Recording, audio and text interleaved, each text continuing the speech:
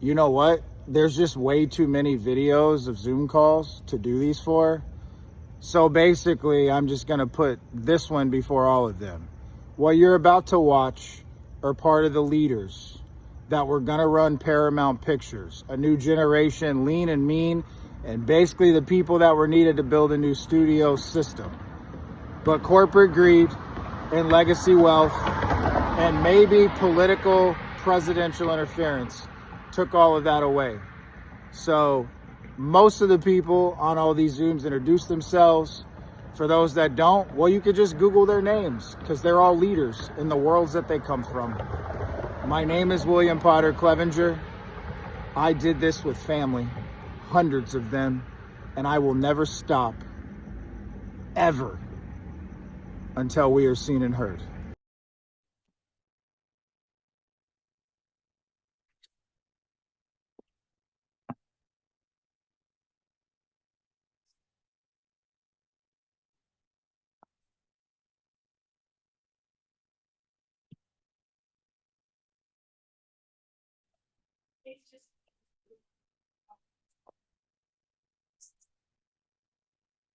There we go. Hey, buddy. Yo, I'm recording this for you too, just to be able to reference for notes. Okay. So, yeah, man, we're at the end of this whole thing. Thanks for coming to these two meetings, and obviously, you see the value in what I'm trying to do with Canyon Country and specifically this. So, as it relates to what this is going to be based around what we talked last night. I mean, this is your canvas to kind of create from for what it's going to be, and this is the final basically piece of the puzzle as it relates to what I have to put in front of my partner CJ, who's at Malka, in order to fund this portfolio connected to real estate investment as it connects to the IP that we're making, with the store being something that could be taken onto an e-commerce level by becoming essentially a drop shipping, grocery store in reality.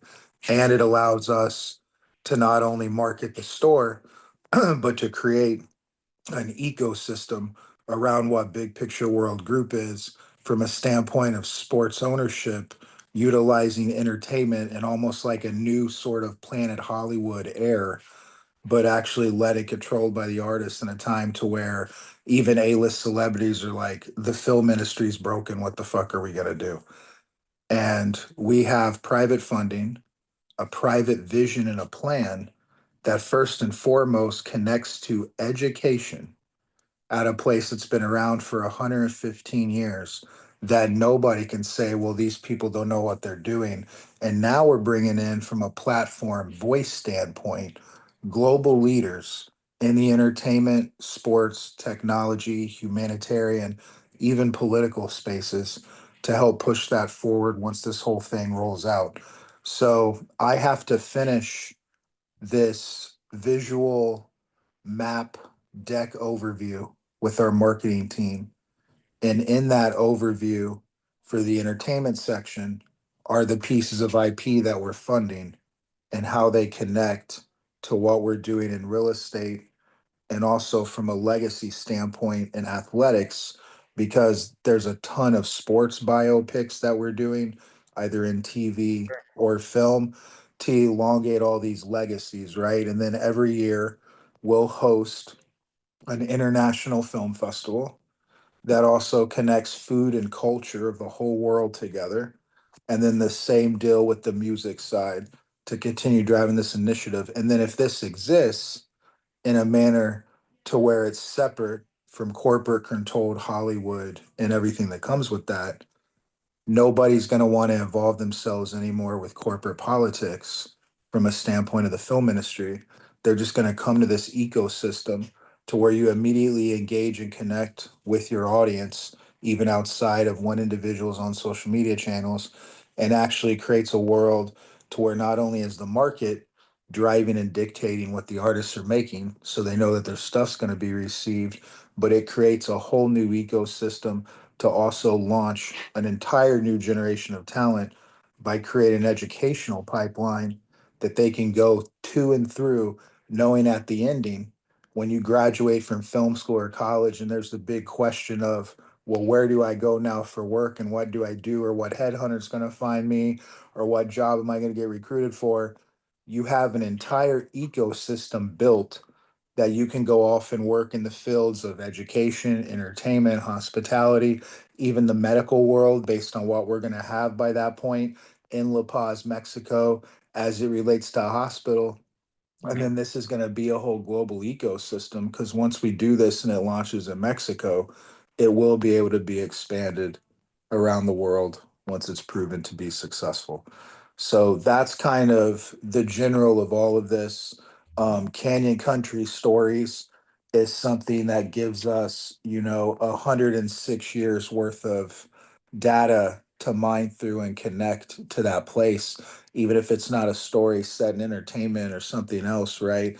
I mean, you can literally tell the entire history of Los Angeles almost through that place and where it was built and what came up around it. So that's kind of the general overview. And then as it relates to the blurb on the docu series, which is really a promotional marketing tool for a big picture world, but also primarily my life, everything I've done, and the other individuals connected. I just need to, I want to speak to you, and you could ask me questions about who's doing what to basically get like a little one paragraph blurb written on what this would be and how it correlates and connects together, if that makes sense from what I talked to you about last night. Yeah, I actually already think I have a pretty good idea. I love it. Um, Thank you, Alex. of course, of course. I think I've got a really great way in. It's based on a story that, sorry, what was the gentleman who Tommy, plays? Tommy? Tommy Bina. Yeah, It's based the whole premise is sort of based on one of the stories that he told. And yeah, I think I think I have something. awesome. My biggest question is, did he say that he wants to be the star of the show? The star of the show is in. So what he meant, that's when he came to me, this whole thing and where it clicked to where I was supposed to do the docu series. We're gonna do basically 23rd and Speedway, right? Follows Tommy and the Canyon Country Store, and it follows me and all of this, and then our ultimate intersecting points. So I want to create so people aren't just watching like essentially what Entourage is in real life, even though that was inspired by Mark's life. And I mean, the irony of not only the characters from that series, but the individuals it's based on being involved in this is all just very meta and weird. And that's what I mean. I'm like, why am I in this position? It's been a very, Right. the most overwhelming thing in all of this, because I never viewed myself in the manner that this has fully finally become. That's why it took so long to happen, was the just absolute transitioning element and aspect to understand what was happening as I went through this, from even driving cross country across the United States before I had the belief that, oh, I'm not a controlist, I gotta go find the money. You know what I'm saying? It's like I never knew I would just be led to these areas by showing up every day and staying positive. So what's been happening now is a lot of that. But Tommy wants to, he wants to act and do everything else. So like they die is the thing that I'm really gonna like launch him forward with, because I'm gonna make the store location. His energy and who he is works really well in that movie. And yeah, I think there's a manner of, in some elements as it relates to the store. Yeah, we can absolutely and should write him into it, but no, he doesn't have to. He's not the star of the show. Okay. No, no. Got it. And I want to give you, I mean, I have a basically our acting roster of talent, right? That I can send over to you as well. I mean, some of it's in the overview that I sent you, but basically, I mean, we've got an amazing group of men and women, kind of all generations, that you can once this really gets rocking and flowing, we could build episodes around or right around. And but I want to primarily, because I know I can land them, focus this entire series really on Lamorne Morris, Abigail Breslin, John Bernthal, Frank Grillo. Um, Focus the series around those people? yeah, because I could get it right. If we're doing anthology episodes, that's the thing. I thought it would work really good as an anthology. Um, it can also, I dig what they do with Fargo, right? One set story for one season or some continuous episodes. Maybe each one's a double feature of an episode, right? So I want to, the way Yeah, this it whole kind of works that in. I was just okay. that's awesome. I was gonna say the way this whole thing originated was right. I've got through Lee Kaplan, who connected me to the funding for this. He controls the trademark on Pulp Fiction, so we had the ability to create an anthology TV series, and so that's how this kind of came to be and came about. I was originally had this vision and downloads I was getting to build like a drive-in theater attached to the Canyon Country store on the side, which I think I still can Wow, do. that's cool. I think I still can even do it at some point on Lucille Trail up there if we Really? expand Wow. that area to do like what Elon's doing down in Santa Monica, to where it's an electric car charging station, an additional parking lot, and then the top's a drive-in theater while everybody waits. But so that's where this originated from, and it was a whole thing because like I got introduced to from my friend Livia Pillman. She's married to Sebastian, whose family founded American International Pictures, right? Like you met them that night you came. So originally I thought there was supposed to be something with AIP because it's related to Tarantino. And I'm like, oh, this is how I'll get his full blessing because I can move forward on Pulp Fiction, but I'm not doing it without QT. And he's the last person that's really got to sign off. We have Roger Avery on board. And so that whole thing, and when that was going down, and then what happened was I was literally at the store meeting a girl who works for Tarantino's lawyer, Carlos Goodman, right? And I'm there and I'm like, this is weird. And then when I was there talking to her, the announcement came out that David Lynch had died. And I was sitting at the store. And then, unbeknownst to me and not even really planned, when I was putting They Live Together and these autograph signing things I was doing to try to get money together to get to hear all this stuff, I ended up randomly, and this is right the day before I realized I was supposed to be directing. I can't make this shit up, bro. I got randomly sent and led to a meeting at Bob's Big Boy. And because of the lynch of it all and knowing he had loved Bob's Big Boy too, it didn't register to me when we walked up to Bob's Big Boy. Underneath the thing, right, there was like a chocolate shake out there and some cigarettes. And I was like, oh, wait. And then I remembered, I'm like, oh, shit, that's right. David Lynch died.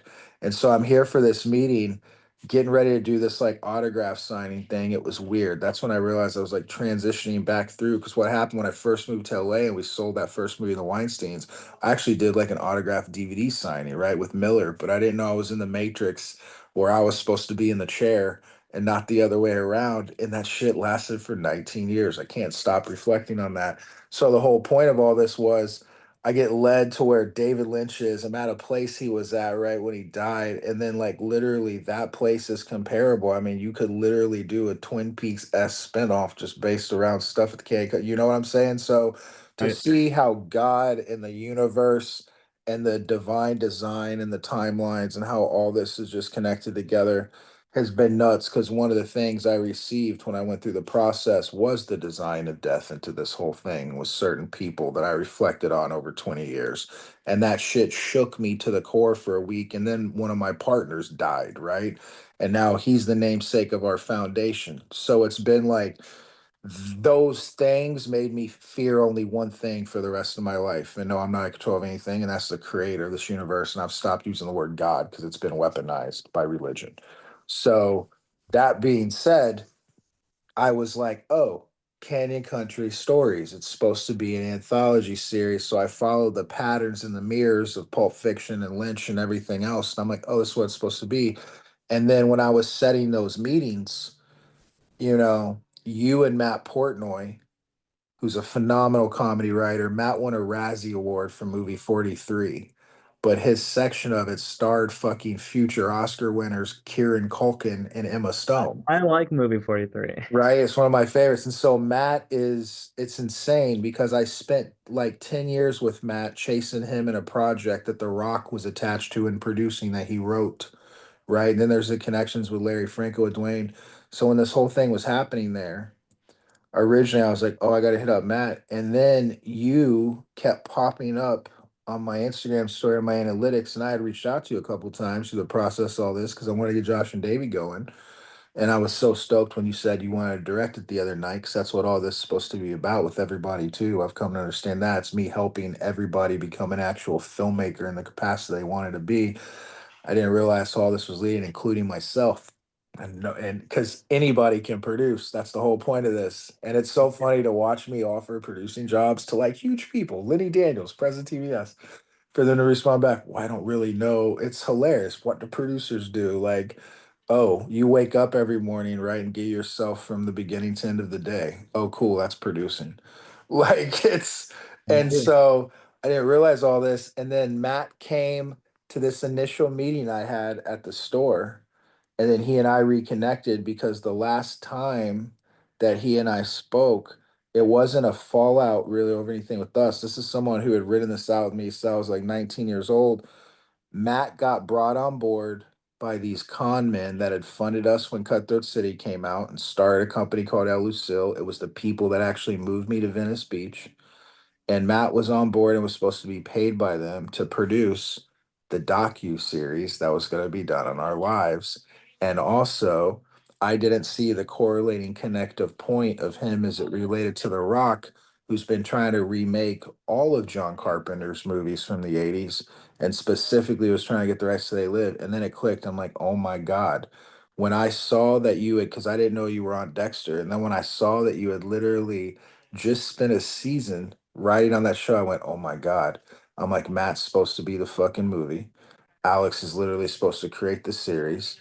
And literally, Alex, because Matt's not going to do it, can help me write the blurb for this. And then the whole thing's finalized and done. It all just kind of clicked because the two best voices I've ever said I've ever read in comedy, from a screenplay standpoint, my two favorite scripts were literally Little Big Stand, written by him, and Josh and Davies' Psychedelic Jungle Journey, written by you. And now another one I'm directing. And this is crazy because this is what started They Live, because he's playing development executive when he's one of the best comedy voices I know. My boy Drew Tolkey, who's the head of development at Panay Films, and he wrote one of the movies I'm directing, Stilling Addison Ray, which is literally The Weekend at Bernie's meets The Player. And The Player is what was written about in that newspaper article on my life that got published back about everything I did coming to LA. So you, Drew, and Matt all launch forward with what this is finally, from not only a standpoint of writing, but also filmmaking, period, because Drew and Matt basically essentially are the connective points for They Live.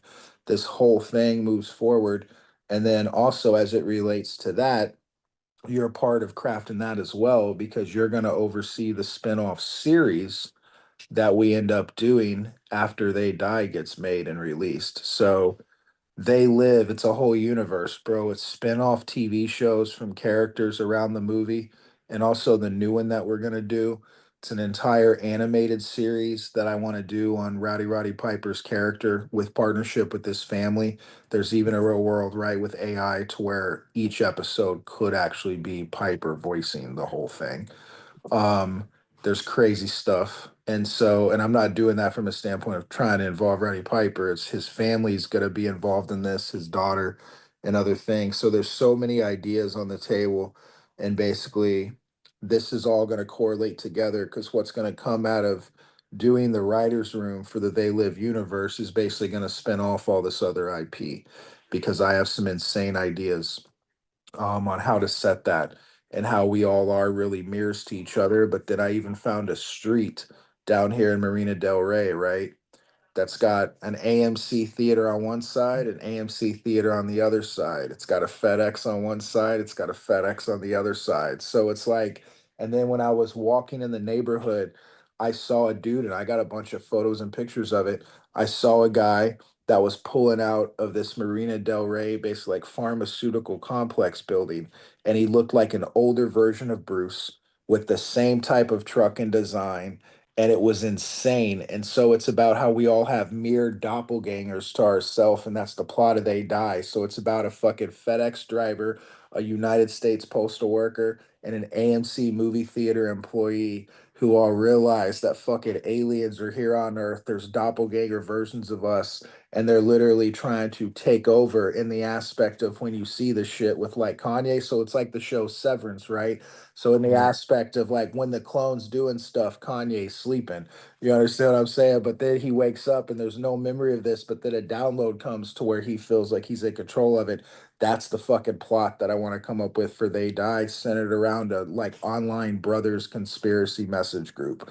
And that's the whole entryway. And I've worked out an entire opening sequence from a brand standpoint, like the movie Josie and the Pussycats, that utilizes that strip down here in Marina where there's a Harley Davidson, and then there's this alleyway in between a Skechers and a fucking Bevmo. And the alleyway leads directly to that FedEx shipping center. And then there's back exits, all these places. So there's an insane opportunity to do a car and a foot chase on this street that literally has you pass global brands consisting of AMC theaters, Harley Davidson, Skechers, Rouse. It's an entire thing, and then I'm gonna blow that whole fucking street up. So at least in movie land. But that's basically the plan, the pitch, and I'm gonna come up with an insane opening. I may even shoot that at some point. I don't know when I'm gonna have the time, but I've done enough still photos and walking around day and night during the rain to where I have captured all of the locations from a standpoint to give the writers room to literally come up with stories to set in all these areas. And Alex, I know you just went through a writer's room. Bro, I have fully evolved into full creation mode, man. It's insane, dog. There's like zero per the thing is nobody produces better than me in my opinion, like from what I've learned and understood how to do. So this is like the full stages. When I had that experience back when I got sober and then I did DMT and then I had this thing to where McQueen was stacking these Rubik's cubes in front of my face and these levels, I didn't realize what it was, man. I didn't realize I was almost at the end of the film fucking simulation of life that I chose. Like I hit the top. And so that's what this is now when this transitions forward. And it's going to be me sitting down across from Spielberg and Scorsese and other guys. I already know this. And it's absolutely insane. It's beyond the stuff of dreams. I'm convinced we're all video game characters. Like that's how life feels right now. So this is kind of the gist of that. And I want to take, the docu series is the thing that is a massive commercial for all of this and everybody that's involved. Literally from But you to me. I'm not dealing with the docuseries, right? You're not dealing with the docu Right, series, right, but right. I Okay. need to just write a blurb that I can give to David Leepson, who's got the Sorry, six Seminoms. That's okay. but the blurb is for. I mean, honestly, it's about me, so I've kind of already written it out. I don't really need you to do anything on that, to be honest. I think my mind, because I know how it's going to flow. That's really what I have to sit down and do today. The biggest thing was with Canyon Country Stories, I can't just talk about how we're going to build an IP around the place, right?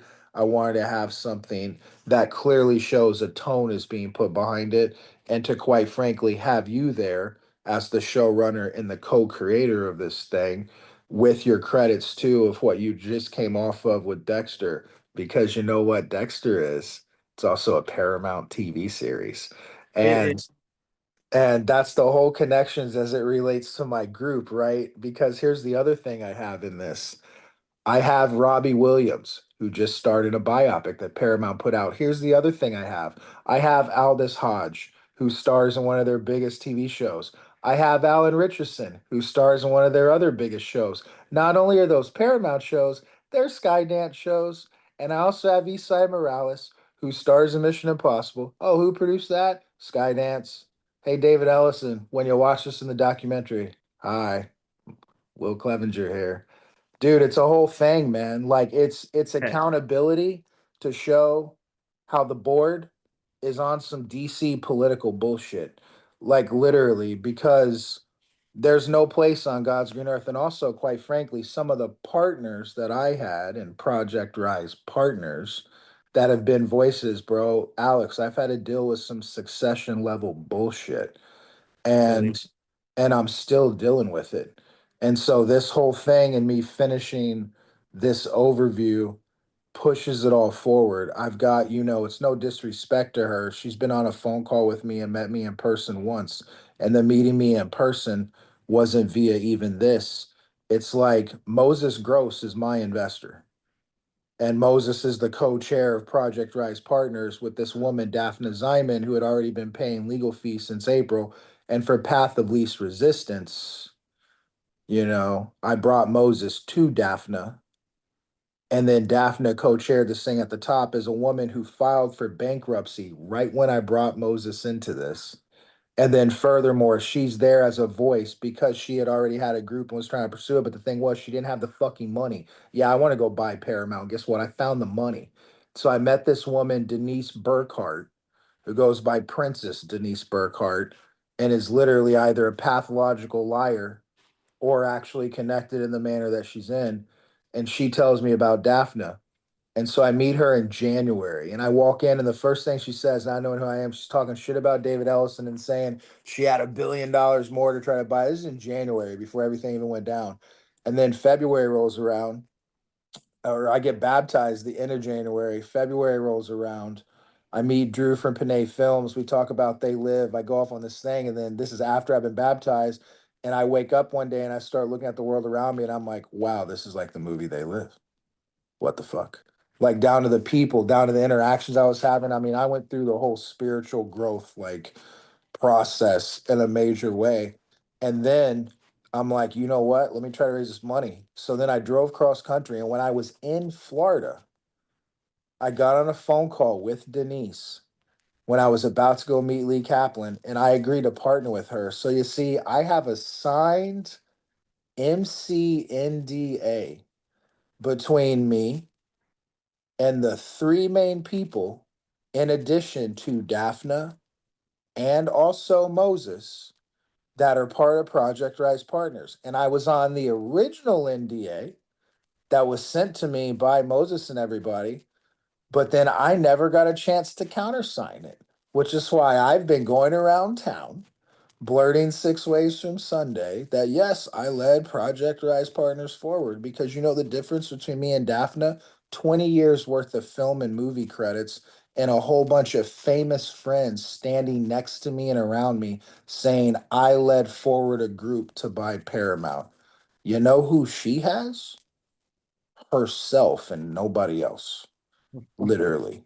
And so I'm not saying this from an ego standpoint or anything else. I'm saying I'm at the end of God's story playing out and what I think God has done, Alex Kellerman.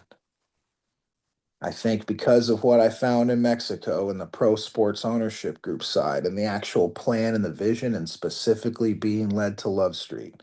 Because at the end of the day, we have the ability from an e commerce standpoint to, even with the brand, do something that can compete from a health food standpoint to where I can get Robert Downey Jr. to show up in commercials and I can get Mark Wahlberg to show up in commercials. And you know who can't do that? All the people that I brought basically $13.6 billion to. So I just have to get to the point in time of what the full plan is behind all of this that I've walked through since this time last year. And we're going to be in a whole new world that we've actually created all together. It's a full spontaneous evolution, like this book that I found, where I have an author or I've got a meeting with the authors of that book on Monday.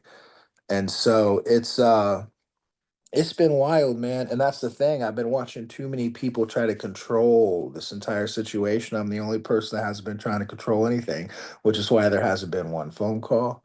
There hasn't been one email. There hasn't been one piece of negative energy for me and an aspect of what I led forward. The only thing I've been having to do is counteract other people's negative energies with nothing but positivity and hopes and dreams and understanding of what I've been walking in this whole time. So I'm very happy that that led us back into this timeline. Um, I'm thrilled to be able to actually not only do this, but get Josh and Davies' psychedelic jungle journey made finally. I think technology, since we set out to do that, has evolved rapidly in a manner to where I do have a direct relationship with John Favreau. I think we have the ability to, since that film is so visual, do a lot of stuff in the manner that he's been doing with Mandalorian to also incorporate not only real world environments and locations, but really from the insane visual trippy sequences in that, doing it in a black box environment that allows us to create the entire world around them. And so this is a, priority IP, and we have the ability from cast relationships now to really go ham on that thing. And I think you and I had always even talked about Jack Black at certain points even. Do you remember that? Yeah, we had. So he's attached via Dave Sheridan to the They Live sequel I'm doing. So like we can nobody, I'm serious, from a cast standpoint these days is practically off the table based on just the way this whole ecosystem's been constructed. Ultimately, what all this is a relationship ecosystem that allows us to not have to be like, oh, I need to make an offer to CA anymore. It's like, oh, let me call George who can get Denzel on the phone. You know what I mean? It's like I didn't want to create something to necessarily supersede or just always go around the agents, but I don't think agents or agencies are going to exist in the next 10 years either, to be honest. So, um, especially with some software that we have developed by two ex massive CAA agents by the name of Markel Martin and Andrew Cutrow. Markel is Francis Ngannou's manager and business partner and was the head of combat sports at CAA. And they've developed a software called 3.0 Labs is the name of their company. But the talent represents themselves in the Web 3.0 in a decentralized ecosystem, and this was built by former agents. So I think long term, we really are going to see a shift. It's weird, right? Because a lot of what I've done, Joey Stanton, our head of talent, ex CAA agent, Cam Mitchell, who put Cutthroat together, ex CAA agent. I've got Andrew, who is an ex CAA lawyer. It's insane, man. It's like one after the other. So, and then that movie, Stilling Addison Ray, that Drew wrote, who's literally at Panay, bro, he was an ex CAA agent and Really? employee. And the whole script for Stilling Addison Ray, it's a massive fuck you to literally entertainment agencies. That's the whole thing, bro. It's like and it has Addison. It's literally Addison Ray, but it's gonna star King Batch and Dink Pate. They're gonna play brothers, and one of I know Big them's Bad. yeah. Batch is one of my business partners, so he's in this. He's part of the Really? docu series. Yeah, bro. He Yeah. starred in my movie that's coming out later this year. Wait, are you serious? Yeah. Wow. So Batch would be one of the leads of this series also. Cool. So yeah, he's my guy, man. I put him in one of his first kind of acting roles, which was Grow House back in Really? 2011, 2012. And we've always stayed in touch. And he's the person that introduced me to Bassam, who built the streaming platform. Yeah, Batch introduced me to it was crazy. I was at Yamashiro's back in August planning to throw this dinner where the investors flew out to my dinner, and then I introduced Moses to them. And so Batch, when I was walking out to Yamashiro's, I was inside. Then I'm like, oh, I forgot my vape. I got to go back to my car. So this is God. And when I'm like, oh, when people are like, oh, you shouldn't be doing all these vices. Well, the Lord led me to go remember to get my vape out of my car. And I ran into Batch as I was walking out. He's like, Will, what are you doing? And I go, bro, I'm literally here to set up a dinner to have a bunch of people fly in because I'm trying to buy Paramount Global. And he's like, you're doing what? And I'm Yeah. like, yeah, bro, I'm trying to buy Paramount. I'm like, come to the dinner tomorrow night. And then I was at the bar. He walked back in and he came in with a friend of his. And he's like, yo, Will, he's like, you got to meet my boy Bassam. I'm like, what's up, man? What are you doing? He goes, well, I just built a platform that's going to put Instagram out of business. I'm like, tell me more. I'm like, can you build a streaming platform? He goes, I have ambitions too. I'm like, we got to talk. And now here we are. And so He's the Instagram side, and he's also the fucking Netflix side. Bassem Saw, man, 27 years old, and Batch was one of the investors in Rainbow, and that's our social media platform. So Bash and I reconnected with that. He came to the dinner, and then that dinner had everybody from Tony K to Rachel Winter, Johnny Weston. It was the culmination of my life over like 20 years. Les Garland, who co-founded MTV. It was insane. And then that dinner closed the pathway to the 13 billion. It was nuts. Can't believe I did all this, man. That's a lot. I really can't. And so, Great. yeah, this is a thing. If you could just give me that, and then But I'll be wait, able. wait. I'm Oh, still sorry. I'm sorry. sorry, I'm sorry, still sorry. not clear. I wasn't ending this. I was just go for it. Ask away, Alex. Whatever questions you got. You need a blurb, aka like a paragraph, that is just for the Canyon Country. dramatization of the anthology TV show. Yes, sir. And if you get inspired, you can give me more. It could be, it doesn't have to just be a blurb, right? If you get inspired from what's cooking in your head, I want you to take that IP and make it your own. And this isn't going to go away. This is yours. You're running this thing. I understand, right? So that's actually part. I just want. There's no way for you to like guarantee anything, obviously, but I want to Well, I'm say, doing, I want to I'm, say out loud that I'm gonna give you this idea that I think is really good. I'm doing an Free. MOU. No, it is guaranteed. It's not for free. I'm gonna do an email with you, me, and Joey Stanton, and I'm gonna let him know, Joey, finally, Alex, because I've been talking about this idea behind this series for the last month to him. I'll be like, Alex Kellerman is spearheading this. I'm gonna do an MOU because I have to have this for the data room. So there's gonna be a paper that you and I are gonna sign together at the bottom that Right. basically has you in the driver's seat of the show. Remember, we're the studio. There's nobody above me that's going to Right. dictate who's getting hired for each Which is great, IC. which is great. And Yeah. I have lots of writers that I could potentially bring in that are fantastic if we get to that point. But I just want to be clear that I trust you, and in good faith, I am gonna give you this idea, this blurb, totally for free. But when we get to like writing an episode, we have to start talking about money and stuff. Yeah. Yeah, bro. You don't have to create anything outside of this. The creation, everybody gets paid for from here on out, myself included. And I think remember, I have a really good idea, Will. I I think love it's a it. And really good. remember, we're recording this. So you have recorded proof on this whole thing right Okay. now. All right. I love it. I love it, man. I'm excited. Thank you. And thanks for showing up. And yeah, I do want to spearhead. James Cotton wasn't able to come last night. I want to connect you with him. He's been bursting at the seams to bust out in television. And it's weird because you guys bookended the Canyon Country store. When I finally got to where that place was finally the focus a month ago, he picked me up from where I was at in Beverly Hills, dropped me Really? off there, pulled 20 out of the ATM for me. And then literally I started the adventure that was finalizing all this like a month and a half ago. And then it led into They Live. And he was with my roommate for 11 years. The when I met Oren, and became tight with Oren, I was living with James. Like it's all fucking time. I'm telling you, man, the design of life, everybody thinks they're in control of every day of this. Dude, it is all circles opening and then they close. And they might not close for 10, 15, 20-year periods. But I can prove that from getting robbed at gunpoint, returning the hot chick produced by John Schneider, to having a meeting with him with the woman whose husband fired a gun at me. It's all like, I mean, we don't look at life like that because you don't think one little thing is connected, but it all is. And then that's where all those, oh, that was a coincidence. Oh, how fun. Oh, what are the odds of that? Like, True. none of it's odds. It's all reality. So yeah, man, go create, bro. And this is yours. And I'm fucking hyped.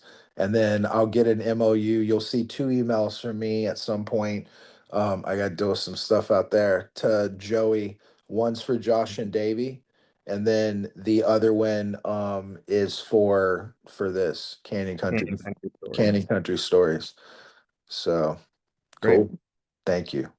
Appreciate you. You got any questions? Anything else? at all? No, everything that you have said already aligns with the idea that I had. So, Awesome. And I got one more for you. I want to do another MOU.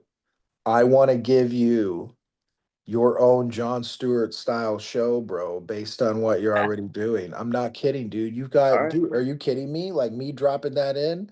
You got 1 million and something followers already. Like there's a basis for this. Plus, if we tie it to the other elements, have batch on. Do you know what I'm saying? Like how they used to do I with would their show? love, love, love to build out like a news That's team what I'm saying. So I of want like, you in especially your with Batch and mind. Amira, the Yes, bro, in we're your just mind right now. So give me a blurb for that too. I need a news thing to go along with what we're doing with Susan McHugh. So these are three key points, Alex, and these would keep you busy for like literally. And the best part is, bro, this is just getting to create moving forward. There's no checks and balances with this and the nonsense of like corporate bullshit that's like you can't make this or that.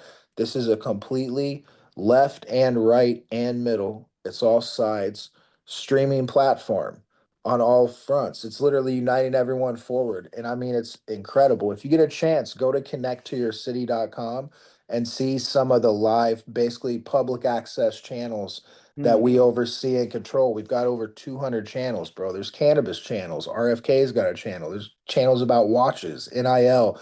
It's bringing back public access TV, but also cable in a manner that hasn't existed since we got to streaming. And that coincides with the on demand, the content side, which is Lucelle. And then it's got social music mixtape and then connect to your city. So all this is going to go under one ecosystem roof. And it's the social, the music, the streaming, and everything all at once. And yeah, I'm stoked. And then the news side, bro, you got to make news fun again. And you got to literally like connect people. And that's why people love John Oliver and Stewart. And even why people love the people on the right side, like the Greg, the Red Eye, and all that stuff. Like, because it's entertaining. News is not entertaining. And what everybody watches and the reason why people love Fox so much was they knew how to produce an entertaining way to tell the news, but the problem is they started just making shit up. So, yeah, let me know about that too, if you don't mind, and we'll paper these three things. And dude, that Americhick, I've never the the way she uses her platform to actually be a voice for certain things too. She's Brilliant. literally not only from a standpoint of just in general conversations, people you meet, dude, bro, she got a brain way beyond mine from the political side of stuff. Like it's insane. Same. She's brilliant. So she's got talents in a space that she's not currently in as it relates to where you and I are in the world. And yeah, it was funny when I kept seeing she post something and I didn't see a like from you or something on it. And I was like, oh, I was like, man, I didn't know if you guys knew each other from New York or something or what the deal I was. wish. But she's an undiscovered talent that we need to include on what this would be. And so, yeah, man.